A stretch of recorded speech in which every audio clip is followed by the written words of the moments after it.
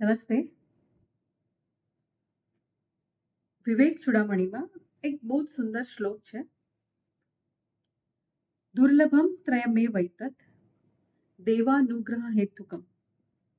દુર્લભમ ત્રયમેવૈતત દેવાનુગ્રહ હેતુકમ મનુષ્યત્વમ મુમુક્ષુત્વમ મહાપુરુષ સંશ્રય. આ વિશ્વની અંદર 3 વસ્તુઓ એવી છે કે જે પ્રાપ્ત થવી દુર્લભ છે. આ 3 વસ્તુઓમાં સૌથી પહેલી વસ્તુ છે એ મનુષ્યત્વમ, અર્થાત માણસ તરીકે જન્મ મળવો. તે મનુષ્ય તરીકે જન્મ મળવો એ દુર્લભ કહેવામાં આવ્યું છે. બીજી દુર્લભ વસ્તુ છે મુમુક્ષુત્વમ. મુમુક્ષુત્વમ એટલે મોક્ષ પ્રાપ્તિની ઈચ્છા, અધ્યાત્મના રસ્તે આગળ વધવાની ઈચ્છા, એને મુમુક્ષુત્વમ કહેવામાં આવે છે. અને ત્રીજી દુર્લભ વસ્તુ કઈ છે? મહાપુરુષ સંશ્રય. મહાપુરુષ સંશ્રય એટલે મહાત્માઓના ચરણોમાં બેસવાનો અવસર પ્રાપ્ત થવો. તે શ્રમણ શ્રમણી ભગવંતોનું સાનિધ્ય પ્રાપ્ત થવું તે અતિ દુર્લભ કહેવામાં આવ્યું છે. આ 3 વસ્તુઓ તો દુર્લભ છે, પણ આનાથી પણ વધારે અતિ અતિ અતિ દુર્લભ જો કોઈ વસ્તુ હોય તો હું ખૂબ દ્રઢતાપૂર્વક કહી રહી છું કે જૈન કુળમાં જન્મ મળવો તે અતિ દુર્લભ વસ્તુ છે. આપ સૌ જૈન કુળમાં જન્મેલા આપ સૌને હું વંદન કરું છું, પ્રણામ કરું છું. આપ સાચા અર્થમાં ભાગ્યશાળી છો. આ જૈન ધર્મના આચાર વિચાર, એની આચાર સંહિતાઓ, એના શાસ્ત્રો, એમાં જે જ્ઞાન છે, જે નીતિ નિયમો આપવામાં આવ્યા છે, એ માત્ર અંધશ્રદ્ધા કે માત્ર એને પાલન કરવાથી ધર્મના રસ્તે આગળ વધાય એવું નથી. પણ આ જે નીતિ નિયમો છે તે સ્વાસ્થ્ય માટે પણ ખૂબ જરૂરી છે અને એ સાયન્ટિફિક છે. એની પાછળ બહુ મોટું સાયન્સ રહેલું છે. જ્યારે આપણે સાયન્સને સમજતા નથી ત્યારે એ નિયમોને આપણે અંધશ્રદ્ધામાં કપાવી દઈએ છીએ કે આ બધી તો અંધશ્રદ્ધાઓ છે. પણ આપણે એને સમજ્યા નથી. આપણે સમજ્યા નથી એટલે આપણે એને અંધશ્રદ્ધા રૂપે કહીએ છીએ. પણ ખરેખર તેવું નથી. તેની પાછળ ડીપ સાયન્સ રહેલું છે. તો ઘણા બધા નિયમો છે. રાત્રિ ભોજન ન કરવું, સવારે વહેલા ઉઠવું, રાત્રે વહેલા સૂઈ જવું, પ્રતિક્રમણ કરવું, સામયિક કરવું, દેરાસરમાં પૂજા કરવી, ચૈત્યવંદન કરવા, આવા ઘણા બધા નિયમો છે. તપ કરવા. તો એક નિયમ સ્ત્રીઓ માટે છે, એને અંતરાય કર્મ કે અંતરાય ધર્મ કહેવામાં આવે છે. આ અંતરાય ધર્મનું પાલન કરવાથી શું થાય અને અંતરાય ધર્મનું પાલન નથી કરતા ત્યારે શું થાય છે, તો આ વિશે આપણે થોડી ચર્ચા આજે કરીશું.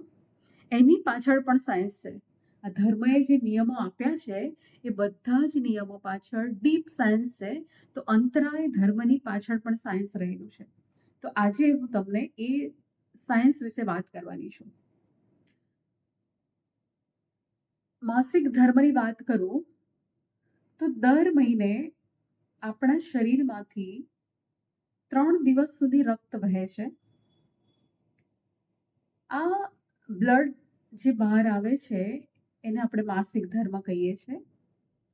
આપણા શરીરની અંદર 2 ગ્લેન્ડ્સ છે જેને ઓવરીઝ કહેવામાં આવે છે. એ ઓવરીઝમાંથી દર 15 દિવસે એક બીજ છૂટું પડે છે. આ બીજ છૂટું પડીને ફેલોપિયન ટ્યુબમાંથી ફરતું ફરતું એ ગર્ભાશયમાં આવે છે, યુટરસમાં આવે છે. અને યુટરસમાં આવે છે એ વખતે યુટરસની દિવાલ આખી થીક થઈ જાય છે, એની એક દિવાલ જાડી થઈ જાય છે. એને એન્ડોમેટ્રિયમ વોલ કહેવામાં આવે છે. આ બીજ જે યુટરસમાં આવે છે એનું કામ છે એમ્બ્રિયો બનાવવાનું. મતલબ એ ફલિત નથી થતું એ વખતે એ બીજ નષ્ટ થઈ જાય છે, ઇટ બર્સ્ટ આઉટ. અને એની સાથે પેલી એન્ડોમેટ્રિયમ વોલ છે એ પણ તૂટી જાય છે અને બ્લડ સાથે આપણા શરીરમાંથી બહાર આવી જાય છે. આ જે આખી પ્રક્રિયા થઈ એને કહેવાય છે મેન્સ્ટ્રુઅલ સાયકલ. આ લગભગ 72 કલાક સુધી ચાલતું હોય છે, 3 દિવસ સુધી, અને ચોથા દિવસે એનો ફ્લો એકદમ ઓછો થઈ જાય છે. પર્સન ટુ પર્સન ઘણીવાર કોઈને વધારે દિવસ સુધી પણ આ મેન્સ્ટ્રુએશન સાયકલમાંથી પસાર થવું પડે છે, પણ યુઝ્યુઅલી 72 કલાક સુધીનો ગાળો કહેવામાં આવે છે, જે દરમિયાન આ બધું જ રક્ત આપણા શરીરમાંથી બહાર આવે છે. આ મેન્સ્ટ્રુઅલ બ્લડની સાથે સાથે ડેડ સેલ્સ પણ આવે છે, કેટલાક પોઈઝનસ સેલ્સ પણ આવે છે, એન્ડોમેટ્રિયમ વોલ તૂટીને આવે છે, અને સાથે સાથે આરબીસીસ અને ડબલ્યુબીસીસ એ પણ આપણા શરીરની અંદરથી બહાર નીકળી જાય છે. આ બધું જ જે સહેજ ઘાટા રંગનું પ્રવાહી હોય છે, જે બહાર આવે છે, એ આવવાથી સ્ત્રીનું સ્વાસ્થ્ય સારું રહે છે. દર મહિને આ જે પ્રોસેસ થાય છે, actually it's a scavenging process. આ શુદ્ધિકરણની પ્રક્રિયા છે. આ જો ન થાય તો સ્ત્રીઓને ઘણી બધી બીમારી થવાની શક્યતાઓ રહેલી છે. માટે we should welcome menses. This menstrual cycle is for the health of a woman. તો આ થઈ ગયો માસિક ધર્મ. આપણે માસિક ધર્મ કોને કહીએ છીએ? જુદા જુદા નામો છે. માસિક ધર્મમાં જે સ્ત્રી હોય એને રજસ્વલા સ્ત્રી કહેવામાં આવે છે, એને રજોધર્મ પણ કહેવામાં આવે છે. એના જુદા જુદા નામો આપવામાં આવ્યા છે દરેક ધર્મની અંદર, અને દરેક ગ્રંથોની અંદર ક્યાંક એને રજસ્વલાપણું પણ કહેવામાં આવે છે. તો આ બધી જ વસ્તુઓ એક જ છે, જે દર મહિને થતી આ જે પ્રક્રિયા છે એને આપણે માસિક ધર્મ કહીએ છીએ. માસિક ધર્મ દરમિયાન કેટલાક નિયમો ધર્મ દ્વારા આપવામાં આવ્યા છે. જેમ કે જ્યારે કોઈ સ્ત્રી આ સાયકલમાંથી, પીરિયડ્સમાંથી પસાર થઈ રહી હોય, ત્યારે એણે રસોઈ ન કરવી, મંદિરમાં ન જવું, કોઈનો સ્પર્શ ન કરવો, ઘરમાં એક અલાયદી જગ્યાએ એમણે રહેવાનું છે અને આરામ કરવાનો છે. આના ઉપરાંત પણ કેટલાક નિયમો આપવામાં આવ્યા છે. તો આજની પેઢીને આ નિયમો સામે વિરોધ છે. એ લોકો એવું કહે છે કે આ બધી જ અંધશ્રદ્ધાઓ છે, આમાં કોઈ તથ્ય નથી, અને આજના જમાનામાં આવા બધા નિયમો કોઈ પાળતું નથી અને કરવું પણ ન જોઈએ. અને એટલું જ નહીં, કહેવાતા કેટલાક વિદ્વાનો અને કેટલીક આગળ પડતી સમાજની અંદરની જે સ્ત્રીઓ છે એ ઝંડા લઈને નીકળે છે અને કહે છે કે આ બધા નીતિ નિયમો સ્ત્રીઓને નીચું બતાવી રહ્યા છે, એમનું સ્થાન સમાજની અંદર ઉતરતું છે એ બતાવી રહ્યું છે. કેમ સ્ત્રીઓને સ્પર્શ ન કરી શકે, કેમ મંદિરમાં ન જવાય? એવું તો શું છે? સ્ત્રીઓ કોઈ અપવિત્ર થોડી છે? આ ધર્મ નહીં હોય તો પછી આગળની પેઢી જન્મ કેવી રીતે લેશે? આવનારી જનરેશન માટે આ તો આશીર્વાદ સમાન છે. આવા ઘણા બધા સૂત્રોચ્ચાર થતા હોય છે. સ્ત્રીઓ ઝંડા લઈને નીકળે છે અને એનો વિરોધ કરે છે કે વી આર બ્લીડિંગ ને આ તે.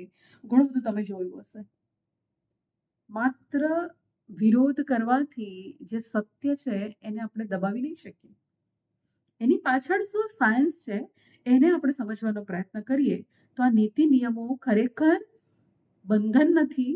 This is not only restriction, it is for the protection of a woman. This restriction are ultimately for the protection of a woman, because woman is very important part of this society. સ્ત્રીઓ છે એનું શરીર પવિત્ર છે અને આવનારી પેઢીને જન્મ આપવાની છે, માટે સ્ત્રીઓને પ્રોટેક્શનની બહુ જ જરૂર છે. જે વસ્તુ કિંમતી હોય છે અને જે વસ્તુ જોખમી હોય છે એને જ આપણે હંમેશા પ્રોટેક્શનની અંદર રાખતા હોય છે. અને સ્ત્રીઓનું શરીર એટલું જ કિંમતી છે, કારણ કે એક આવનારો ગર્ભ એના ઉદરમાંથી જન્મ લેવાનો છે. માટે એને સુરક્ષિત રાખવી, એના સ્વાસ્થ્યનું ધ્યાન રાખવું એ માત્ર સ્ત્રીનું નહીં, એના કુટુંબની પણ જવાબદારી છે અને આ સમાજની પણ જવાબદારી છે. માટે એને એ 3 દિવસ દરમિયાન આરામ આપવો જોઈએ. આપણે માસિક ધર્મની વાત કરી. હવે આપણે જોઈએ કે એની પાછળનું સાયન્સ શું છે. કેમ માસિક ધર્મ દરમિયાન during periods we don't have to touch others. What is the reason behind it? Let's try to understand. સ્ત્રીઓના શરીરમાં એક હોર્મોન્સ છે, એનું નામ છે ઇસ્ટ્રોજન. આ ઇસ્ટ્રોજન હોર્મોન એના માટે આશીર્વાદ રૂપ છે. જ્યારે કોઈ સ્ત્રી પીરિયડ્સમાં હોય છે ત્યારે ઇસ્ટ્રોજનનું લેવલ બહુ નીચે જાય છે અને બોડીની અંદર ફ્રી રેડિકલ્સ જનરેટ થાય છે. આ ફ્રી રેડિકલ્સ એટલે એવા એટમ્સ કે જેના ઓર્બિટની અંદર એક ઇલેક્ટ્રોન ઓછો છે. આપણે એટમને સમજીએ. તમને બધાને ખબર છે એટમ કોને કહેવાય? અણુ, પરમાણુ આપણે ભણી ગયા છે. બહુ બધા પરમાણુ ભેગા થાય એટલે એક અણુ બને. પણ આ પરમાણુ, આ જે એટોમિક છે, this atom consist of 3 basic things. One is neutron, one is proton and another is electron. આપણને ખબર છે કે સેન્ટરમાં ન્યુક્લિયસ હોય છે અને ન્યુક્લિયસમાં પ્રોટોન અને ન્યુટ્રોન હોય છે અને એની આઉટર ઓર્બિટની અંદર ઇલેક્ટ્રોન ફરતા હોય છે. આ ઇલેક્ટ્રોન સતત ફરે છે, એ પેરમાં હોય છે. They are in pair. પણ એક પેરમાંથી એક ઇલેક્ટ્રોન ઓછો થઈ ગયો હોય એટલે એની ટેન્ડન્સી છે કે બહારથી ઇલેક્ટ્રોન્સને એટ્રેક્ટ કરશે. These are free radicals which is trying to get in stable condition. They are trying to get the stability. અને સ્ટેબિલિટી ત્યારે જ મળી શકે જ્યારે બહારથી કોઈ ઇલેક્ટ્રોન એ લે છે અને પોતાની ઓર્બિટ ક્લિયર કરે છે, પેર બનાવી દે છે, અથવા તો આ ઇલેક્ટ્રોન બહાર જતો રહે છે કોઈ બીજાની પાસે, ત્યારે પણ એ નેગેટિવ આયન બની શકે છે. તો આપણી બોડીમાં ઘણા બધા પોઝિટિવ આયન્સ હોય છે. That is known as a free radicals. Lots of free radicals generate. Normal આપણે જ્યારે હોઈએ છીએ વિધાઉટ મેન્સીસ ત્યારે પણ આપણા શરીરમાં ફ્રી રેડિકલ્સ તો હોય છે જ, પણ એ ફ્રી રેડિકલ્સની માત્રા ઘણી ઓછી હોય છે અને એને બેલેન્સ કરનારો ઇસ્ટ્રોજન હોર્મોન આપણી પાસે હોય છે. એટલે ત્યારે આપણને કોઈ પ્રોબ્લેમ નથી આવતો. પણ જ્યારે પીરિયડ્સમાં હો છો ત્યારે ઇસ્ટ્રોજનનું લેવલ બહુ ડાઉન થાય છે અને ફ્રી રેડિકલ્સ વધે છે. એટલે બોડીની અંદર આ એક ઇમ્બેલેન્સ ઊભું થાય છે. તો આ એક રીઝન છે અને એ વખતે તમે જેને પણ ટચ કરો છો એના શરીરમાંથી તમે ફ્રી ઇલેક્ટ્રોન્સ લેવાની ટેન્ડન્સી ધરાવો છો. This is number 1. નંબર 2, આપણા શરીરની અંદર આ ફ્રી રેડિકલ્સના લીધે આની ડેફિશિયન્સી છે, ઓક્સિજનની ડેફિશિયન્સી થાય છે. એને ROS કહેવાય છે. ROS is known as reactive oxygen species. ROS. આ ROS એટલે ઓક્સિજનના પરમાણુ ઓક્સિજનથી થતી કમીના લીધે આપણા શરીરની અંદર ઓક્સિડેટિવ સ્ટ્રેસ જનરેટ થાય છે અને એના કારણે આપણી ઇમ્યુનિટી ડાઉન થાય છે. We are highly receptive to disease when we are in periods, because આપણા શરીરનો જે ફાઇટર છે એ વખતે સૂતો છે, એની પાસે એટલી શક્તિ નથી. તો શું થાય છે? આ ફ્રી રેડિકલ્સના લીધે આપણી બોડીમાં ઓક્સિડેટિવ સ્ટ્રેસ જનરેટ થાય છે. હવે what is oxidative stress? Let's try to understand. Oxidative stress એટલે આ જે ફ્રી રેડિકલ્સ છે એને જરૂર છે ઇલેક્ટ્રોન્સની, તો એ આપણી બોડીની અંદર લિપિડ છે, આપણી બોડીની અંદર જે DNS છે, જે પ્રોટીન છે, એને લેવાની કોશિશ કરશે. આપણી બોડીની અંદર ઓલરેડી જે છે એને ખાવાની કોશિશ કરે છે અને એના દરમિયાન આપણા બોડીની ઇમ્યુનિટી ડાઉન થાય છે અને આપણી બોડી ઓક્સિડેટિવ સ્ટ્રેસ ફીલ કરે છે. એટલા માટે જ્યારે તમે પીરિયડ્સમાં આવો છો તમને સિવિયર કમરમાં દુખે છે, તમને ક્રેમ્પ્સ આવે છે, ઘણી લેડીઝને આમ છાતી ભારે થઈ જાય છે, કોકને માથું દુખે છે, કોકને વોમિટિંગ સેન્સેશન આવે છે, ઘણાને ફેસ ઉપર એકને, ઘણા બધા ખીલ થતા હોય છે.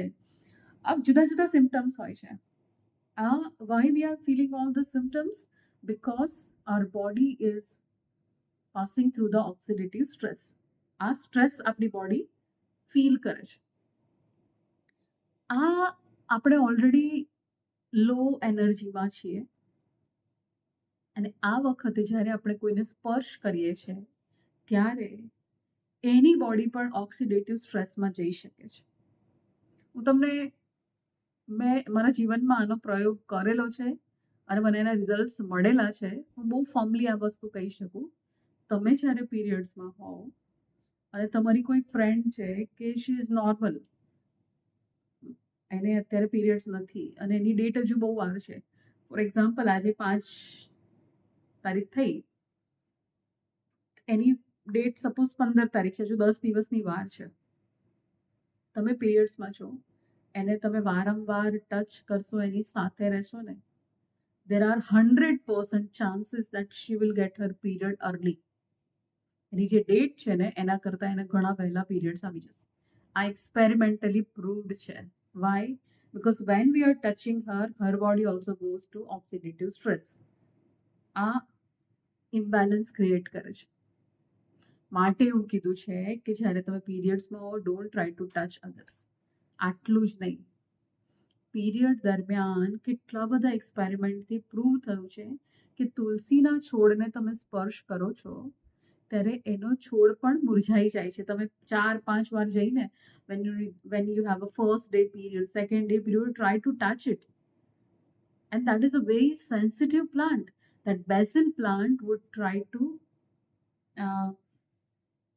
એના જે પાંદડા છે એ બધા સંકોચાઈ જાય છે. ધીરે ધીરે એ છોડ પણ સુકાઈ જાય છે. આટલું જ નહીં, પાપડ જો બનાવતા હોઈએ ઘરમાં તો તમે તમારા બાને પૂછી જોજો, એ લોકો કહેશે કે પીરિયડવાળી કોઈ લેડીઝ જો ત્યાં આવે છે ને તો પાપડ લાલ થઈ જાય છે. આ તો જોયેલી વસ્તુ છે. અથાણા બગડી જાય છે, અનાજ ખરાબ થઈ જાય છે. આ બધું કેમ થાય છે? આ કોઈ અંધશ્રદ્ધા તો નથી. આની પાછળ કારણ છે, કારણ કે you are in oxidative stress, you are trying to harm the other species, right? Because your body is having tendency to catch the electrons and to keep the other person's body into deficiency of electrons. Fine, this is number one reason. બીજું કારણ આપણે જોઈએ કે તમે જુઓ, આપણને કંઈક વાગ્યું હોય, બરાબર, આપણે ડ્રેસિંગ કરાવતા હોય તો શું થાય છે? આપણે એ વસ્તુને ઢાંકીને રાખીએ છીએ, જલ્દી હવાનો સ્પર્શ એને ના લાગે એ રીતે રાખીએ છીએ. કેમ? કારણ કે બેક્ટેરિયાસ છે, આ બધું એને નુકસાન કરી શકે છે. કોઈ વ્યક્તિના WBCs બોડીમાંથી ઓછા થઈ ગયા હોય, વ્હાઇટ બ્લડ સેલ્સ, તો એને ઇન્ફેક્ટિયસ પર્સન કહેવામાં આવે છે. એનામાં ઇન્ફેક્શન વધી ગયું છે. આવા ઇન્ફેક્શનવાળા દર્દીઓને જનરલી આઈસીયુમાં રાખવામાં આવતા હોય છે, ઇન્ટેન્સિવ કેર યુનિટ. કેમ? કારણ કે એને બહારના લોકોનો સ્પર્શ ન થાય. બહારના લોકોને એનાથી પ્રોબ્લેમ ને એને બહારના લોકોથી problem. Same case happen with women when she is menstruating. There are high chances of influencing other and to get influenced by the others. That's why we have to stay in a separate place and we should not try to touch others. આપણને જે excessive pain થતું હોય, તમને આમ abdominal cramps આવતા હોય, મારી ઘણી બધી ફ્રેન્ડ્સ છે, આઈ હેવ સીન ઇટ. એટલું બધું દુખે. મારા ક્લાસમાં છે ને, હું તો કોલેજમાં ભણાવું છું, કોલેજમાં છોકરીઓ આવે કે મેમ બહુ દુખે છે, મેમ બહુ જ કમર દુખે છે, મેમ પ્લીઝ મને ઘરે જવા દો ને, પ્લીઝ મેમ. આ જા ઘણા મેમ બહુ જ ક્રેમ્પ્સ આવે છે, મેમ સિવિયર ક્રેમ્પ્સ આવે છે મેડમ, એને બહુ જ દુખે છે, બહુ દુખે છે મેડમ, હું ઘરે જાઉં, ઘરે જાઉં. પછી ઘણી છોકરીઓ આવે, મેડમ ને વોમિટિંગ થાય છે. એને પીરિયડ્સ હોય છે ને ત્યારે તો બહુ જ વોમિટિંગ સેન્સેશન થાય છે મેડમ. એને છે ને બહુ જ આમ માથું દુખે ને બહુ સારું ફીલ નથી થતું મેમ, પ્લીઝ. આ બધા સિમ્ટમ્સ મને ખબર છે. All the symptoms are because of dysmenorrhoea. અને ડિસ્મેનોરિયા કહેવાય છે. એક્સેસિવ ક્રેમ્પ્સ આવવા, એક્સેસિવ પેઇન થવું, ધીસ ઇઝ ડિસ્મેનોરિયા. ઘણીવાર તમારે ગોળી દવા પણ લેવી પડતી હોય છે કારણ કે દુખાવો સહન નથી થતો. તો આ બધા કારણોની પાછળ ક્યાંક ને ક્યાંક આપણે નિયમોને નથી પાડતા ને એના લીધે પણ આ વધી જાય છે. આ એક વસ્તુ છે. આપણી રોગ પ્રતિકારક શક્તિ ઘટે છે. ક્વોન્ટમ ફિઝિક્સ અને ક્વોન્ટમ બાયોલોજીની અંદર હજુ આના બધા રિસર્ચ થઈ રહ્યા છે. છેલ્લા 10 વર્ષથી ઘણા બધા રિસર્ચ થયા છે, હજુ આગળ પણ રિસર્ચ થઈ રહ્યા છે. આપણે પીરિયડ્સ દરમિયાન નાના બાળકો હોય ને, સપોઝ એને ચાઇલ્ડ બર્થ, લાઈક એમાં મા બની છે ને કોઈ સ્ત્રી, બચ્ચાને જન્મ આપ્યો છે, હવે એને તો તમે દૂર ના રાખી શકો. She is menstruating. કેમ 1.5 મહિના સુધી આપણે એને અડતા નથી? કારણ કે એ 1.5 મહિના દરમિયાન એને પીરિયડ્સ આવે છે, કન્ટિન્યુ શી ઇઝ બ્લીડિંગ. તો એ વખતે પણ આપણે કેટલાક નિયમો રાખ્યા છે કે એને અડવાનું નહીં, એને દૂર રાખવાની, બાળકને એની મમ્મીને ઘરમાં દીવો નહીં કરવાનો, ઘરમાં પૂજા નહીં કરવાની, ઘર દેરાસર હોય તો એને બંધ રાખવાનું, આ બધા નિયમો હોય છે. આ સેમ નિયમો છે. કેમ? કારણ કે એને 1.5 મહિના સુધી બ્લીડિંગ, એને પીરિયડ્સ આવે છે. તો એ વખતે બાળકની સુરક્ષા માટે શું? એ નાનું બચ્ચું છે, એને બી પ્રોબ્લેમ થઈ શકે ને. તો એટલા માટે જનરલી શું કરે કે જે મધર હોય એને ઊન કે સિલ્ક, એની જે ગોદડી કેવું બનાવ્યું હોય, એની કોઈ ચાદર બનાવી હોય તો એવામાં એને સુવડાવે છે. એમાં એ શું કરે છે, that is insulator. It બિહેવ્સ like an insulator. એટલે તમારું જે ઇલેક્ટ્રોન્સનો જે ટ્રાન્સફર થવાનું છે નહીં થાય, એ અવાહક છે.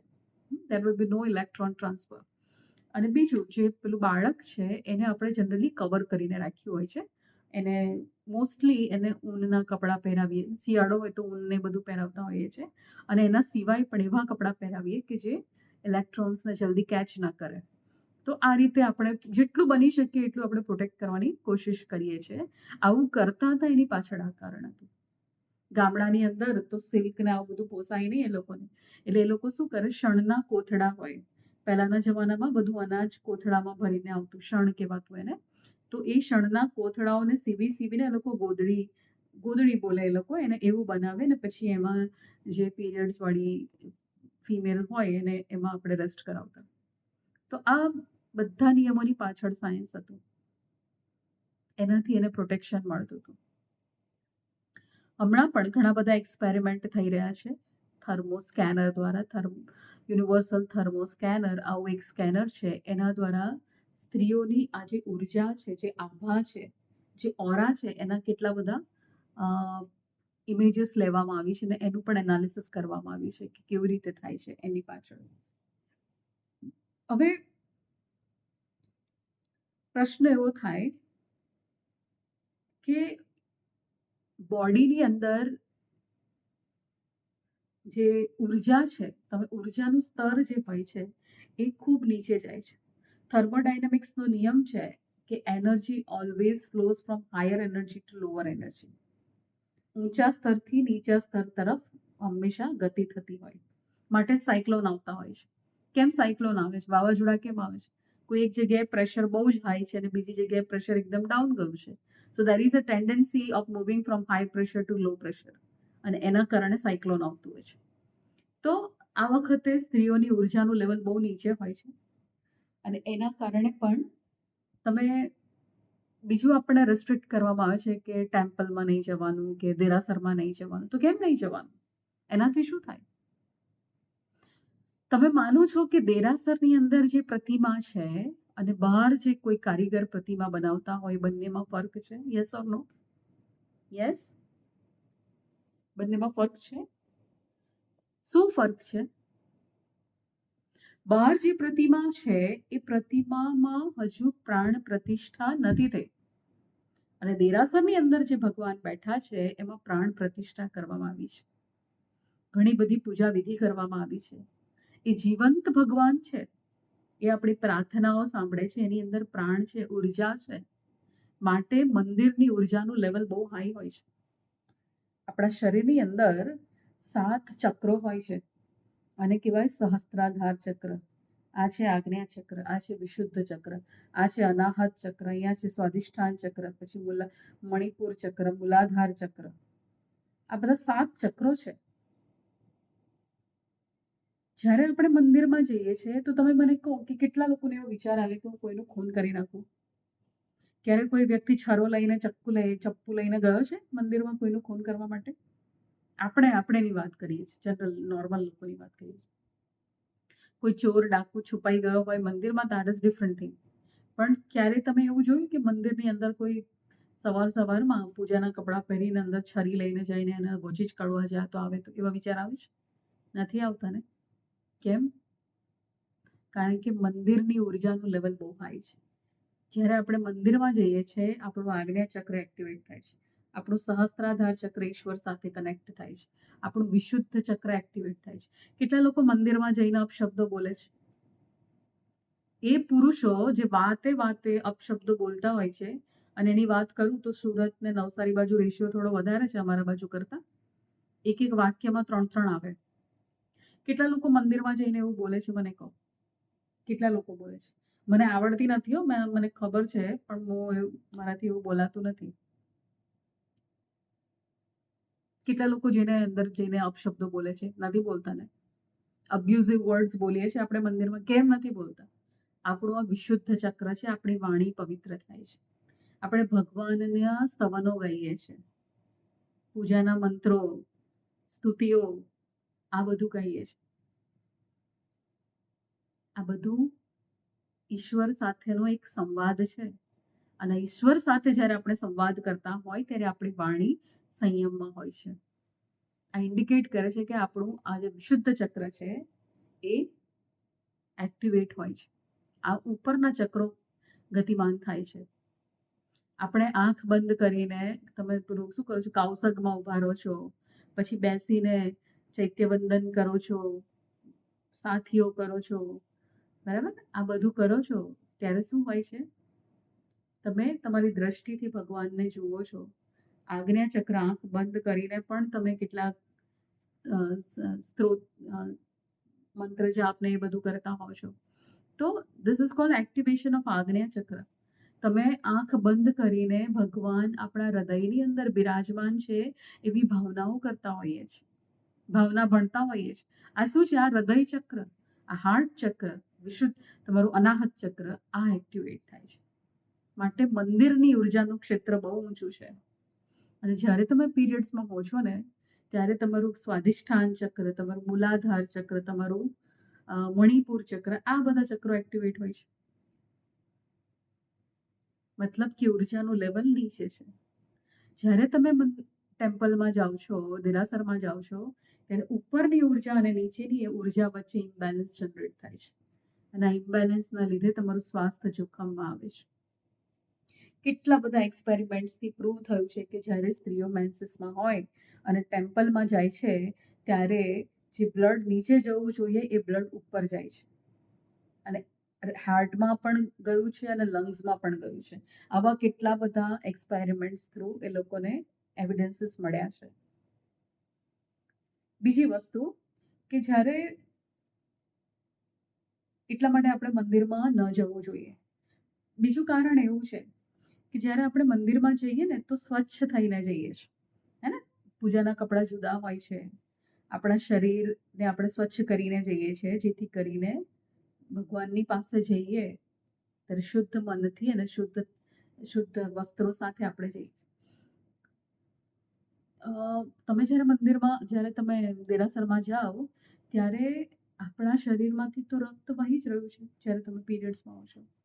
મતલબ કે અશુદ્ધિ આપણા શરીરમાંથી આવી રહી છે. જ્યારે આપણે અપવિત્ર હોઈએ, અપવિત્ર જ કહી શકાય, કારણ કે એ બ્લડ ચોખ્ખું નથી. એ બ્લડ જો કોઈ એનિમલ્સના કોન્ટેક્ટમાં આવે તો એનિમલ્સને બી નુકસાન થાય છે. It contains lots of harmful bacteria. So that has to come out from our body.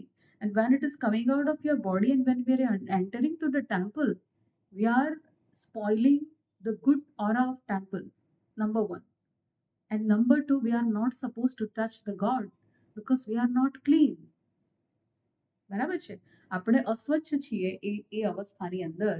ભલે આ પ્રક્રિયા અપવિત્ર છે એવું નથી કહ્યું, પણ તમે જુઓ, આપણે વોશરૂમ ગયા હોય તો વોશરૂમ ગયા પછી જઈએ છીએ આપણે મંદિર નથી જતા ને? કેમ નથી જતા? આપણે વોશરૂમ ગયા પછી ક્લીન થઈને કપડાં પહેરીને પૂજાના પછી જ જઈએ છીએ. તો પછી આવી અવસ્થામાં કઈ રીતે જઈ શકાય? એકદમ નોર્મલ, બહુ જ શું કહેવાય, સમજી શકાય એવું એક આર્ગ્યુમેન્ટ છે. ઓકે, હવે આપણા શરીરની અંદર એઝ પર ધ આયુર્વેદા 3 દોષ કહેવાય છે: વાત, પિત્ત અને કફ. આપણા બધાનું શરીર આ 3 દોષોથી બનેલું છે. દરેક આ 3 દોષોમાંથી કોઈકનામાં કોઈ દોષ વધારે હશે, કોઈનામાં કોઈ બીજો દોષ વધારે હશે, પણ વધતા ઓછા પ્રમાણમાં આ 3 દોષો આપણી અંદર હોય છે: વાત, પિત્ત અને કફ. જ્યારે આપણે પીરિયડ્સમાં હોઈએ છીએ એ વખતે 2 દોષનું પ્રમાણ વધારે હોય છે: વાત અને પિત્ત. આ પિત્ત શરીરમાં વધે છે એ જરૂરી છે. કેમ? કારણ કે પિત્તના લીધે ગરમી ઉત્પન્ન થાય છે અને ગરમીના લીધે આપણી ઓવરીઝમાંથી પેલું બ્લડ, આ જે લાઇનિંગ તૂટે છે, બ્લડ બહાર આવે છે, આ જે પ્રક્રિયા છે એ પિત્તના કારણે થાય છે. કારણ કે શરીરને ગરમાવાની જરૂર છે, ગરમીની જરૂર છે. આ પિત્તની આપણે નહીં બોલતા કે આનો પિત્તો ગયો છે, શું પિત્તો ગયો છે, એટલે આ પિત્ત પ્રકૃતિ એ ગરમી સાથે કનેક્ટેડ છે, રાઈટ? તો આપણી બોડીને વી નીડ પિત્ત, નંબર 1. નંબર 2, આપણું બ્લડ એ ઓવરીઝ અને આ જે યુટ્રસ છે એનાથી સર્વિક્સ થ્રુ થઈને બહાર આવે છે, વજાઇનલ પ્લેસથી એ બહાર આવે છે. તો એ જ્યારે બહાર આવે છે ને એ વખતે એને ફોર્સની જરૂર પડે છે. એ ફોર્સ શાનાથી મળે છે? અપાન વાયુથી મળે છે. ઘણા બધા વાયુ હોય છે, અપાન, ઉદાન, સમાન, આ બધા ઘણા બધા વાયુ હોય છે. એમાંથી અપાન વાયુ આપણો સૌથી વધારે એક્ટિવેટ હોય છે અને એ અપાન વાયુ ફોર્સ કરીને બ્લડને બહાર કાઢે છે, માટે એની પણ જરૂર છે. હવે આ અપાન વાયુની દિશા નીચે તરફ હોય છે અને જ્યારે આપણે મંદિરમાં જઈએ છીએ ત્યારે એની ડાયરેક્શન ઉપર તરફ જાય છે. અને આ બંનેના જે ઇમ્બેલેન્સના લીધે પણ સ્ત્રીઓને ખૂબ પેઇન થાય છે. કેટલી બધી સ્ત્રીઓએ પોતાના અનુભવો લખ્યા છે કે જ્યારે અમે આ દરમિયાન મંદિરમાં ગયા છીએ ત્યારે અમારા પીરિયડ્સ બંધ થઈ ગયા છે, સિવિયર પેઇન થયું છે અને ઘણા લોકોને સાયકલ ડિસ્ટર્બ થઈ ગઈ. જે મહિને પ્રોપર કન્ટિન્યુ આવે છે એ બ્લીડિંગ પણ આવતું બંધ થઈ ગયું છે. આવા ઘણા બધા એવિડન્સીસ મળ્યા છે. માટે મંદિરમાં ન જવું જોઈએ. This is the scientific reason behind it. તમને એવું થશે કે આ બધા નિયમો અમારે જ પાળવાના, કેમ બીજા બધા ધર્મવાળાને નથી થતું? ખાલી જૈન ધર્મની છોકરીઓને જ આવું બધું નડે, અમને જ બીમારી આવે? તો એવું નથી. ઇસ્લામની અંદર લખ્યું છે, સુરાહ અલ બકરા, એ લોકોનો જે ગ્રંથ છે કુરાન ને કુરાન શરીફની અંદર એક જગ્યાએ લખ્યું છે 2.22 પોઈન્ટની અંદર કે 7 દિવસ સુધી સ્ત્રીઓને અપવિત્ર ગણવામાં આવે છે, એમનો સ્પર્શ નથી કરવાનું. ઇસ્લામિક સ્ત્રીઓએ કુરાન નથી પઢવાની કે મસ્જિદમાં નથી જવાનું. કેટલાક નિયમો એમના માટે પણ છે. એટલું જ નહીં, ખ્રિસ્તી ધર્મમાં પણ છે. એમાં એક એ લોકોનું બાઇબલ છે, બાઇબલનો એક પાર્ટ છે લેવિટિકસ, એની અંદર લખ્યું છે કે જ્યારે સ્ત્રીઓ મેન્સીસમાં હોય ત્યારે એમણે ચર્ચમાં જવાનું નથી, હોલી બાઇબલને પણ સ્પર્શ કરવાનું નથી અને આઇસોલેશનમાં રહેવાનું છે. આ વાત ખ્રિસ્તી ધર્મમાં પણ કહી છે, યહૂદી ધર્મમાં પણ આ વાત કરી છે, હિન્દુ ધર્મની અંદર પણ કહ્યું છે કે રજસ્વલા સ્ત્રીઓએ ઘરમાં રહેવાનું, કોઈને સ્પર્શ ન કરવો, જમવાનું સાદું જમવાનું છે, તીખું તળેલું એવું નથી જમવાનું, એની સાથે સાથે ભીડભાડવાળી જગ્યાએ નથી જવાનું, કોઈ પ્રસંગોમાં હાજરી નથી આપવાની. બહુ જ સ્ટ્રિક્ટલી લખ્યું છે, શિક્ષાપત્રીમાં પણ લખ્યું છે. યુરોપની અંદર પહેલા ઝૂંપડી બનાવવામાં આવતી, ઘણા બધા એવિડન્સીસ મળ્યા છે. તો પહેલાંની સ્ત્રીઓ, પહેલાંના જમાનામાં સ્ત્રીઓને જ્યારે મેન્સીસ આવે ત્યારે એને ઝૂંપડીમાં રહેવા મોકલે અને ત્યાં જ એણે 5-7 દિવસ સુધી રહેવાનું હોય અને પછી એ ક્લીન થઈ જાય પછી પાછી આવે છે. નેપાળની અંદર આજની તારીખમાં પણ મેન્સ્ટ્રુએટિંગ વિમેન માટે અલગથી ઝૂંપડી બનાવવામાં આવે છે. એ લોકોએ ત્યાં જ રહેવાનું, એમને ત્યાં જ જમવાનું આપવામાં આવે છે, બધું જ ત્યાં પ્રોવાઈડ કરવામાં આવે છે.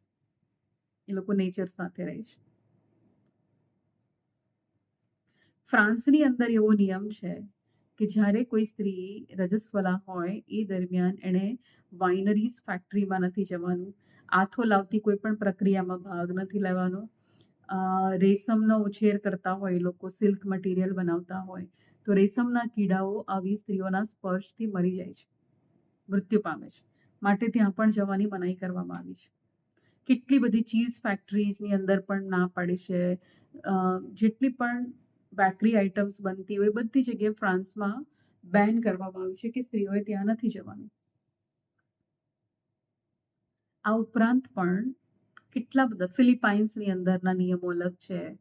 પછી તમે ઓસ્ટ્રેલિયામાં જાઓ ત્યાં પણ આવા નિયમો છે. મતલબ દરેક ધર્મ માને છે કે જ્યારે સ્ત્રી રજસ્વલા હોય છે ત્યારે તેના શરીરમાં કોઈક ફેરફાર થાય છે કે જે બીજાને નુકસાન કરે છે. આ કન્ફર્મ છે.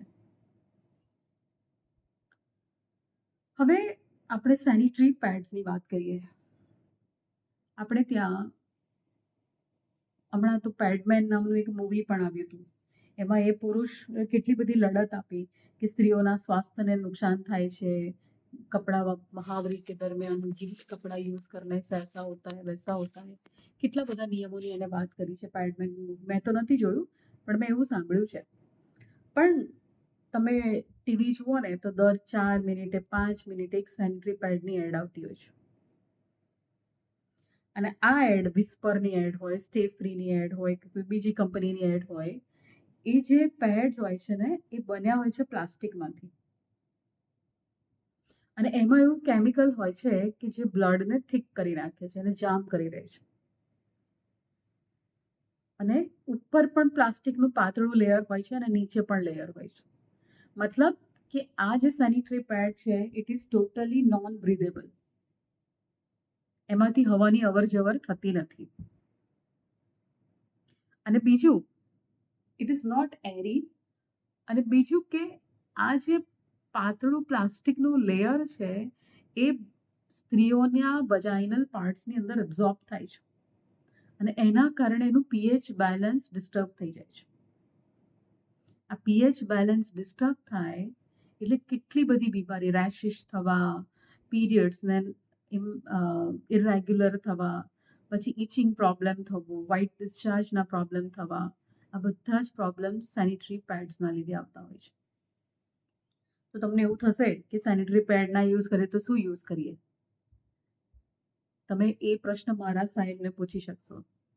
આ બધા સાધ્વીજી ભગવંતો એ લોકોને પણ પીરિયડ્સ આવે છે અને એ લોકો કોટનનું કાપડ યુઝ કરે. મેં જોયું છે, પાતળું કોટનનું કાપડ યુઝ કરે છે અને that is recommended. That is the best solution. પહેલાના જમાનામાં એ આ જે બ્લડના સ્ટેન્સ હોય એના ઉપરથી ફિમેલ હેલ્ધી છે કે નથી એ ખબર પડતી હતી. આઈડિયલી એવું હોય કે આ જે બ્લડ સ્ટેન્સ છે એને તમે વોશ કરો એટલે એનું એક પણ માર્ક એક કપડા ઉપર રહેવું ના જોઈએ. If it 100% removes man it indicates that the female is perfect. There is no disease in her. પણ હવે શું થાય છે કે due to lots of impurities in our food, આપણી હેબિટ્સ, આપણને પીઝા બર્ગર ખાવું હોય છે, જંક ફૂડ તો એટલું બધું ભાવે છે. એનું નામ જ જંક ફૂડ છે. જંક એટલે શું કહેવાય? કચરો. એનું નામ જ જંક છે છતાંય આપણને એટલું બધું ભાવે છે. આ junk food, cheese, butter, pizza, મેંદો, આ બધું ખાવાથી આપણા શરીરની અંદર આમ ઊભું થાય છે. એ આમના લીધે પીરિયડ્સમાં જે બ્લડ હોય છે ને એના સ્ટેન્સ પડતા હોય છે. દેટ ઇન્ડિકેટ્સ કે તમારા બોડીની અંદર આમ વધી ગયું છે. માટે જ્યારે પીરિયડ્સમાં હોઈએ ત્યારે સાદું સિમ્પલ ફૂડ ખાવાનું રેકમેન્ડ કરવામાં આવ્યું છે. વધારે તળેલું પણ નહીં, બહુ તીખું તમતમતું પણ નહીં. સાદું સિમ્પલ ફૂડ ખાવાનું. દૂધીનું શાક છે કે તુરિયાનું શાક છે કે એવા જે હલકા હોય જે પચી જાય. તમારે કાકડીનું શાક બનાવતા હોય છે, પછી શું હોય છે જામફળનું શાક હોય છે. મેં તો વેરી ફર્સ્ટ ટાઈમ ખાધું હતું when I was in Sankeshwar. તો આ બધી વસ્તુઓ દેટ ઇઝ વેરી હેલ્ધી. આ પ્રકારનું ફૂડ ખાવું જોઈએ. માટે બને ત્યાં સુધી હું આના પર ફોર્સ નથી કરતી કારણ કે મને ખબર છે કે તમે બધા સ્કૂલમાં જાઓ છો, કોલેજમાં જાઓ છો અને આખો દિવસ બેસવાનું હોય છે. It's very difficult. તો કપડું યુઝ કરીએ અને સ્ટેન્સ પડી જાય કે કંઈક પ્રોબ્લેમ થાય તો હવે માર્કેટની અંદર નવા સેનિટરી પેડ્સ પણ લોન્ચ કર્યા છે. અને પ્લસ તમે એક્ઝિસ્ટિંગ સિસ્ટમ સાથે પણ કોઈક એવી રીતે ફેરફાર કરીને એવી પ્રોડક્ટ ડેવલપ કરી શકો છો કે જે કોટન હોય, પ્યોર કોટન હોય, એરી હોય અને જે તમારા સ્વાસ્થ્યને નુકસાન ના કરે, તમારું પીએચ બેલેન્સને નુકસાન ના કરે, એ પ્રકારની પ્રોડક્ટ યુઝ કરવી જોઈએ. તો સેનિટરી પેડ્સ માટે આ એક વાત હતી. બીજી વસ્તુ, તમને પ્રશ્નો થાય કે મંદિરમાં કેમ નહીં જવાનું, દેરાસરમાં કેમ નહીં જવાનું, તો એનો મેં તમને જવાબ આપ્યો. તમને એવો બી પ્રશ્ન થાય કે ચલો દેરાસરમાં ન જઈએ, પણ પ્રતિક્રમણ કરવું હોય, પેલું સોરી શું કહેવાય ને, સામયિક કરવું હોય, પછી અમારે ભણવું હોય, તો અમે ના કરી શકીએ? નહીં કરવાનું. આમાં ના પાડી છે. કેમ? ફરીથી મેં તમને કહ્યું, એ બધું કરવાથી શું થશે? આજ્ઞા ચક્ર, આપણા ચક્રો ડેવલપ થાય છે. દેખો, એ 3 દિવસ સુધી તમે ધ્યાન કરી શકો, તમે જે કંઈ ગાથાઓ મોઢે કરી છે એને રિકોલ કરી શકો. સાધ્વીજી ભગવંતો સાથે આપણને જે કંઈ શીખવા મળ્યું હોય એને તમે યાદ કરી શકો. એ બધું કરવાની કોઈ ના નથી પાડી, પણ કોઈ પુસ્તકનો સ્પર્શ નથી કરવાનો, પવિત્ર વસ્તુઓનો સ્પર્શ નથી કરવાનો, એનાથી દૂર રહેવાનું છે. આ એક નિયમ પાડવામાં આવે છે. ઘર દેરાસર હોય તો એનાથી પણ દૂર રહેવાનું છે. આપણી દ્રષ્ટિ પણ ત્યાં ન પડવી જોઈએ એવું કહ્યું છે. હવે માસિક ધર્મ દરમિયાન સ્ત્રીને સલાહ આપવામાં આવે છે કે એને બીજાનો સ્પર્શ નહીં કરવાનો, રસોઈ નહીં કરવાની. તો શું આનાથી એનું અપમાન નથી થતું? આપણે એને લો ફીલ નથી કરાવતા? એવું થાય ને? આ તો કેટલું અપમાન કહેવાય. છોકરાઓને ક્યાં એવું કરવું પડે છે? આપણે જ બધા નિયમો પાડવાના. રસોઈને નહીં અડવાનું, જમવાનું નહીં બનાવવાનું. તો આવું કેમ? જો કોઈ માંદા માણસના હાથથી આપણે રસોઈ કરાવીએ છીએ? નથી કરાવતા. કારણ કે અન્નમ બ્રહ્મેતિ વ્યજાનાત એવું એક સૂત્ર છે. અન્નમ બ્રહ્મેતિ વ્યજાનાત. અન્ન છે એ બ્રહ્મ છે. આ ભોજન જે આપણે કરીએ છીએ ને, ખાલી આ પેટ ભરવા માટેનું નથી. આ ભોજનને અમારે પ્રસાદ કહેવામાં આવે છે. કારણ કે આ ભોજનની અંદર આપણે ભગવાન પહેલાં તો ભોજન કરતાં પહેલાં ભગવાનને પ્રાર્થના કરીએ છીએ કે અમને આ મળ્યું છે તમારી કૃપાથી. જ્યારે આપણે રસોઈ કરીએ ને ત્યારે એ રસોઈ કરવી, એ પ્રક્રિયા દરમિયાન પણ આપણા મનની અંદર ભાવ હોય છે કે આ રસોઈ જે પણ જમે એનામાં સારા ભાવ જન્મે. બરાબર? તો જ્યારે તમે પીરિયડ્સમાં આવો છો, તમે એક તો અસ્વચ્છ છો, નંબર 1, તમારું પોતાની બોડી ક્લીન નથી, તો આવા શરીર સાથે જ્યારે તમે ભોજન બનાવો છો ત્યારે તમારી નેગેટિવિટી પણ ભોજનમાં આવે છે. માટે જ એવું કહેવાય કે માંદાના હાથની રસોઈ ક્યારેય નહીં જમવી જોઈએ. અને બીજું કે મેં કહ્યું તેમ આ ભોજનને પણ નુકસાન થાય છે. કેટલા બધા એવું કહે છે કે જ્યારે પીરિયડ્સવાળી લેડીઝ જમવાનું બનાવે છે ને તેમાં કોઈ સ્વાદ નથી આવતો. એના ટેસ્ટમાં તરત અમને ફરક ખબર પડે છે. કારણ કે એની માનસિક અવસ્થા એટલી સારી નથી, એને મૂડ સ્વિંગ્સ આવે છે, એને મન નથી થતું, એને એવું થાય છે કે મારે સૂઈ જવું છે. અને બીજી બાજુ એના શરીરના જે પ્રવાહ જે છે એ પણ રિએક્ટ કરે છે ભોજન સાથે, અનાજની સાથે.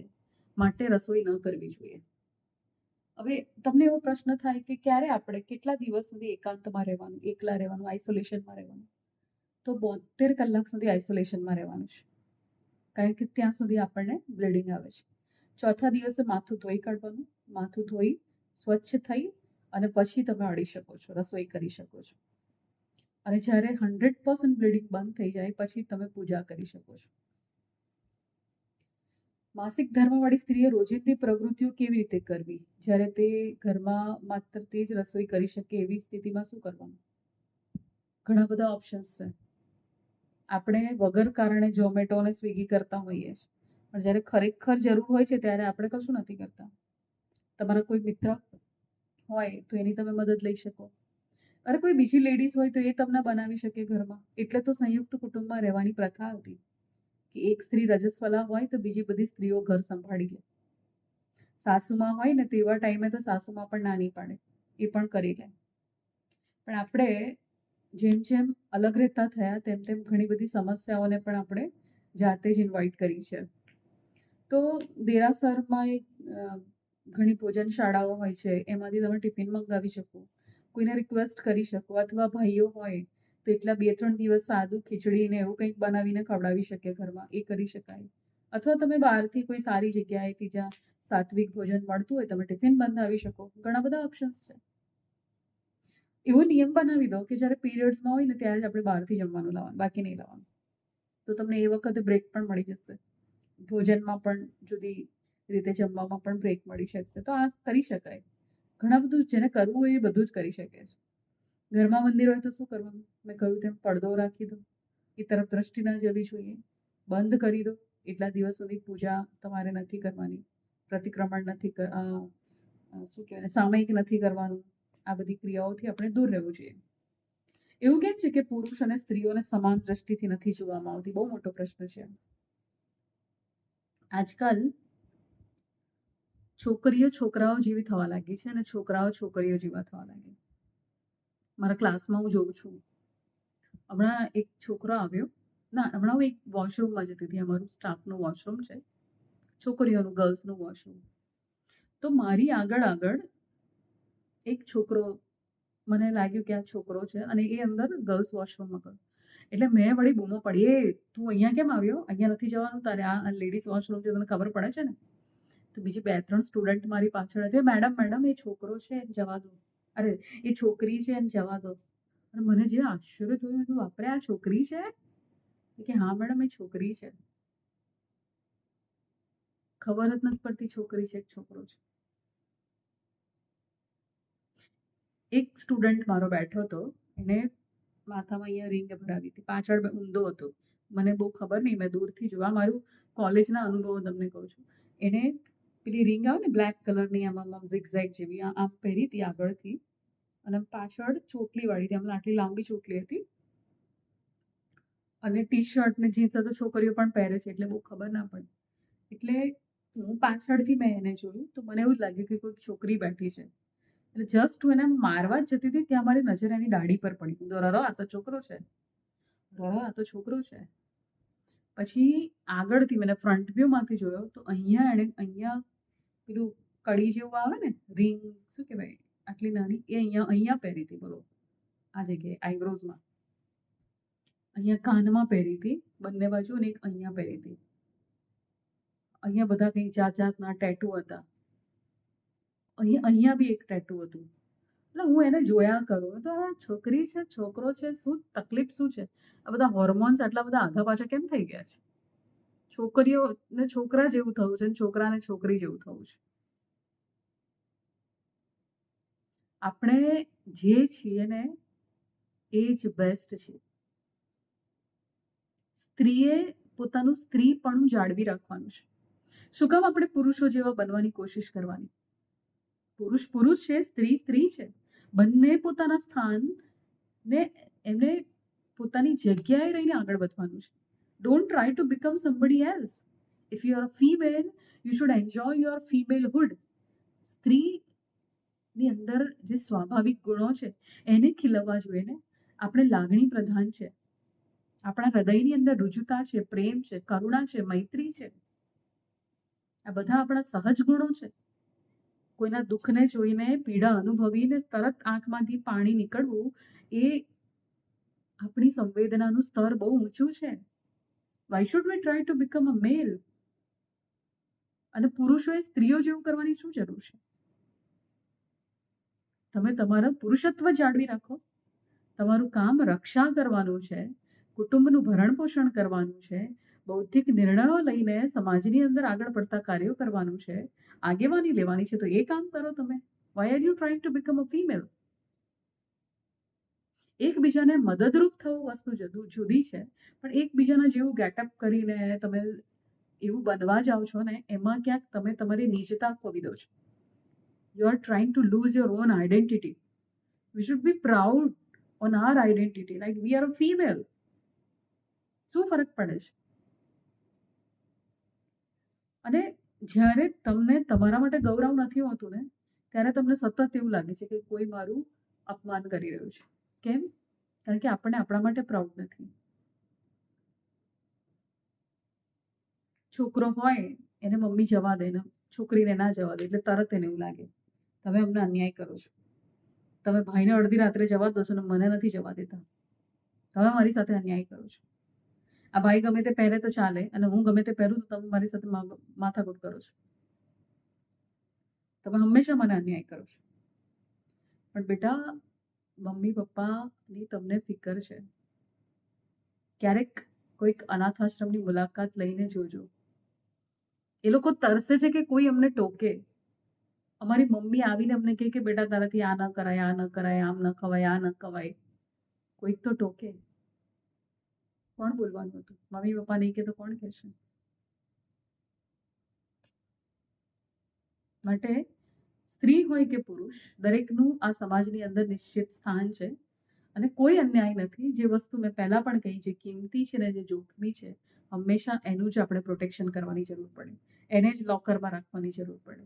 આપણે કિંમતી પણ છે અને આપણે જોખમી પણ છીએ.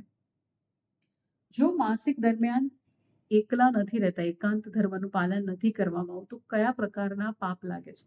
તમારા ધર્મની અંદર, જૈન ધર્મની અંદર ઘણા બધા પાપ કહેવામાં આવ્યા છે. કર્મ કહેવાય છે, કર્મ બંધાય છે ને. તો વેદનીય કર્મ, જ્ઞાનાવરણીય કર્મ અને એક અંતરાય કર્મ, આ 3 કર્મ બંધાય છે જો આપણે આ નિયમોનું પાલન નથી કરતા તો. અને જ્યારે આપણે આ નિયમોનું પાલન નથી કરતા તો આપણે કોઈ સૂક્ષ્મ જીવોની હિંસા કરીએ છીએ. આપણા થકી કોઈ જીવ દુઃખ પામે, એની હિંસા થાય તો એનું પાપ આપણને લાગે છે. અને જૈન ધર્મ તો આમાં સર્વોપરી છે. એ તો સૂક્ષ્મથી સૂક્ષ્મ જીવોની રક્ષા કરે છે. સાધ્વીજી ભગવંતો પાસે પેલું રજોહરણ છે, આમ ક્યાંક બેઠા હોય તો પહેલું જ રજોહરણથી એ જગ્યાને ચોખ્ખી કરીને પછી બેસે છે કે મારા થકી કોઈ જીવને નુકસાન ના પહોંચે. આટલું બધું પડી લેહણ કરે છે એમના કપડાનું, દિવસમાં કેટલી બધી વાર કરતા હોય છે. શું છે, અંદર કોઈ સૂક્ષ્મ જીવ રહી તો નથી ગયો ને? મારા થકી કોઈ જીવને દુઃખ તો નથી પહોંચ્યું ને? કેટલા સૂક્ષ્મ વિચારો છે. આ પરાકાષ્ઠા છે, અહિંસાની પરાકાષ્ઠા છે. આ કોઈ જીવને દુઃખ ન પહોંચાડવાની પરાકાષ્ઠા છે. આટલું બધું સૂક્ષ્મ ધ્યાન જો આપણે રાખતા હોઈએ તો આપણે પીરિયડ્સ દરમિયાન જો કોઈને અડીને કોઈને નુકસાન પહોંચાડીએ તો તમને શું લાગે છે, એનું પાપ આપણને નહીં લાગે? ચોક્કસ લાગશે. જાણીને જે કર્મ કરીએ છીએ એનું 100% આપણને પાપ લાગે છે. અજાણ્યાથી પણ લાગે છે, પણ જાણીને આપણે આ કામ કરીએ છીએ ત્યારે ચોક્કસ એનું આપણને પાપ લાગતું હોય છે. માટે આ નિયમોનું આપણે પાલન કરવું જોઈએ. આ નિયમો આપણી સુરક્ષા માટે બનાવવામાં આવ્યા છે. આમાં કોઈ જ અતિશયોક્તિ નથી. પહેલાના જમાનામાં કોઈ પ્રૂફ નહોતા માંગતા, પણ આજની જનરેશન પ્રૂફ માંગે છે. પ્રૂફ તમને આપવું કે આજની જનરેશનમાં, અત્યારના ગાળામાં 25 મિલિયન સ્ત્રીઓ દર વર્ષે IVF પદ્ધતિથી ગર્ભધારણ કરે છે, કારણ કે નોર્મલ ફર્ટિલિટી એ લોકોએ ગુમાવી ચૂક્યા છે. સાધારણ રીતે બર્થ થતો જ નથી, એ ગર્ભને સ્થાપિત થતો જ નથી. 25 million, just imagine fertility ratio કેટલો હાઈ ગયો છે. 10માંથી 8 સ્ત્રીઓને PCODનો પ્રોબ્લેમ છે, પોલિસિસ્ટિક ઓવેરિયન ડેફિશિયન્સી. PCOSની તકલીફ હોય છે, પોલિસિસ્ટિક ઓવેરિયન સિન્ડ્રોમ. આમાંથી પસાર થઈ રહી છે સ્ત્રીઓ. હોર્મોનલ ઇમ્બેલેન્સીસ થાય છે, કેટલા બધા પ્રોબ્લેમ્સ થાય છે. કેમ? મૂળની અંદર આ નિયમો ન પાડવાનું કારણ છે. આપણે એની અવગણના કરીએ છીએ કારણ કે આપણને અંધશ્રદ્ધાઓ લાગે છે. આમાં આપણને ક્યારે વિજ્ઞાન નથી લાગ્યું. હું તમને અત્યારે બધા ગ્રાફ બતાવું, આંકડાઓ બતાવું તો તમે એને માનશો, પણ શાસ્ત્ર જ્યારે કહે છે કે આ ન કરો તો આપણે એમના પર આંગળી કરીએ છીએ. 4 પ્રમાણની વાત કરી છે આપણા શાસ્ત્રોમાં. પહેલું પ્રમાણ છે પ્રત્યક્ષ પ્રમાણ. જે સામે દેખાય છે એને આપણે એક્સેપ્ટ કરીએ છીએ. That is the biggest proof. બીજું પ્રમાણ છે અનુભવ પ્રમાણ. કેટલું જ્ઞાન તમને અનુભવ દ્વારા મળે છે અને કેટલું જ્ઞાન કોઈ બીજાના અનુભવ દ્વારા પણ મળે છે. કોઈ તમારી બહેનપણી આવીને કે મારા સાહેબ આપણને કહે કે તમારે આ કામ નથી કરવાનું બેટા, આ કામ જશો તો ખાડામાં પડશો, તેમ છતાંય આપણે કરીએ ને તો એ આપણી મૂર્ખામી છે. આ બીજું અનુભવ પ્રમાણ કહેવામાં આવે છે. ત્રીજું છે કમ્પેરિઝન, અનુપાત. આપણે કમ્પેર કરીએ છીએ કે આ કરવાથી આ થશે, આ કરવાથી આ થશે, તો આ કરાય કે ના કરાય. એક અનુમાન છે અને અનુમાન કહી શકાય. કમ્પેરિઝન દ્વારા આપણે અનુમાન લગાવીએ છીએ કે આ કામ ન કરી શકાય. આ અનુમાન પ્રમાણ છે. અને ચોથું છે શાસ્ત્ર પ્રમાણ, શબ્દ પ્રમાણ. મહાભારતની અંદર લખ્યું છે કે રજસ્વલા સ્ત્રીના હાથનું રસોઈ ન જમવી જોઈએ. રામાયણની અંદર પણ લખ્યું છે. તમારા ગ્રંથોની અંદર પણ આ પ્રકારના પાપ લાગે છે એવી વાત કરવામાં આવી છે. ક્રિશ્ચિયન બાઇબલમાં લખ્યું છે, કુરાનમાં લખ્યું છે. આ બધા શબ્દ પ્રમાણ છે. આ શબ્દ પ્રમાણિત કરે છે કે આ કાર્ય ન કરવું જોઈએ. અને જ્યારે જ્યારે આપણે આ ધર્મથી દૂર જઈએ છીએ ને, ત્યારે ત્યારે આપણે અસુરક્ષિત થઈએ છીએ. એક નાની વાર્તા સાથે હું મારી વાત પૂરી કરું. આદિવાસીના જંગલોમાં એક સાપ આવે, એને મણિધર સાપ કહેવામાં આવે. આ મણિધર સાપ, એના માથા ઉપર મણી હોય છે. પેલા આદિવાસીઓને આ મણી લેવો હોય છે, માટે એ લોકો શું કરે છે કે આ સાપ ઉપર બરાબર ધ્યાન રાખે છે. અને એ લોકો જુએ છે કે રાતના 12 વાગ્યે આ સાપ પેલા મેદાનમાં જાય છે અને માથા પરનો મણી આમ ઠપ કરીને નીચે મૂકે છે, અને પછી ધીરે ધીરે એ મણીના પ્રકાશમાં ગોળ ગોળ ગોળ ગોળ ફરતો હોય છે. આ મણીના પ્રકાશથી ધીરે ધીરે આ સાપ દૂર થતો જાય છે, દૂર થતો જાય છે. ધીરે ધીરે ધીરે એટલો બધો દૂર જતો રહે છે કે પેલા આદિવાસીઓ આ ઘટના જુએ છે અને તરત આવીને એક ખિલ્લાવાળું તગારું પેલા મણી ઉપર ઢાંકી દે છે. અને જેવો મણી ઉપર તગારું ઢંકાઈ ગયું, એ પ્રકાશ છુપાઈ ગયો, અંધારું થયું, ત્યાં પેલા સાપને ખબર પડી છે કે કંઈક મારો મણીનો પ્રકાશ ક્યાં ગયો. અને દોડતો દોડતો દોડતો પેલા તગારા પાસે આવે છે અને ફેણ વડે પેલા તગારાને ખસેડવાની કોશિશ કરે છે. અને કરતા કરતા એના શરીરમાંથી રક્તની ધારાઓ છૂટે છે, એનું શરીર ફાટી જાય છે અને મૃત્યુ પામે છે. અને એ વખતે આદિવાસી આવીને એ સાપને પકડે છે, જુએ છે કે એનામાં જીવ તો નથી રહ્યો, ને પછી એને દૂર ફેંકી દે છે અને તગારું ખોલીને પેલો મણી લઈ લે છે. આ મણીનો પ્રકાશ એટલે આપણા શાસ્ત્રોનો પ્રકાશ, આપણા ધર્મનો પ્રકાશ, આવા શ્રવણ શ્રમણી ભગવંતોનો પ્રકાશ. આ પ્રકાશની પાસે જ્યાં સુધી રહીએ છે ત્યાં સુધી કોઈની તાકાત નથી કે આપણા મણીને હલાવી શકે. આપણે સુરક્ષિત રહીએ છીએ. પણ જેમ જેમ શાસ્ત્રથી દૂર થઈએ છીએ, જેમ જેમ સાધુ સંતોથી દૂર થઈએ છીએ, જેમ જેમ આપણા નીતિ નિયમોથી આપણે દૂર થઈએ છીએ, એમ એમ આપણા માટે અસુરક્ષા વધતી જાય છે. અને કોઈ વિધર્મી આવીને આપણી બેન દીકરીને ઉઠાવી જાય છે. કેમ? કારણ કે ધર્મના પ્રકાશથી દૂર થઈ ગઈ છે. જોઈ લો તમે કેરેલા સ્ટોરીઝ મૂવી. એમાં એ છોકરી બોલે છે, ડાયલોગ મને બહુ જ ગમી ગયો, આખા મૂવીની અંદરથી કંઈક લેવું હોય તો. એ છોકરી કહે છે કે પપ્પા, હું પરધર્મી સાથે ગઈ, તમે નાના હતા તો મને ક્યારે આપણા ધર્મ વિશે વાત કેમ ન કરી? તમારે મને કહેવું જોઈએ ને કે આપણા ધર્મ શું છે, આપણો ધર્મ શું છે, એની ગરિમા શું છે, એનું મૂલ્ય શું છે, એ તમને આવી શિબિરોમાં શીખવાડવામાં આવે છે. માટે જ નીતિ નિયમને વળગી રહો. જે આપણા ગુરુ ભગવંતો આપણને આજ્ઞા આપે છે, આપણે પૂરેપૂરા આદરપૂર્વક એમની આજ્ઞાનું પાલન કરીએ અને એમના ચરણોમાં હંમેશા નતમસ્તક રહીએ. આપણું મસ્તક હંમેશા ગુરુ ભગવંતો અને ભગવાનની સામે ઝૂકેલું રહે, તો જ આપણે સુરક્ષિત રહીશું, આ ધર્મને બચાવી શકીશું અને પોતાના આત્માનું કલ્યાણ કરી શકશું. આપ સૌએ મને શાંતિપૂર્વક સાંભળી અને મને અહીંયા આમંત્રણ આપ્યું. આવી સરસ મજાની શિબિરની અંદર મને આવો એક અવસર આપ્યો, એ બદલ આપ સૌનો ખૂબ ખૂબ આભાર વ્યક્ત કરું છું. સાધ્વીજી ભગવંતોને ફરીથી વંદન કરીને મારી વાણીને વિરામ આપું છું. Thank you very much.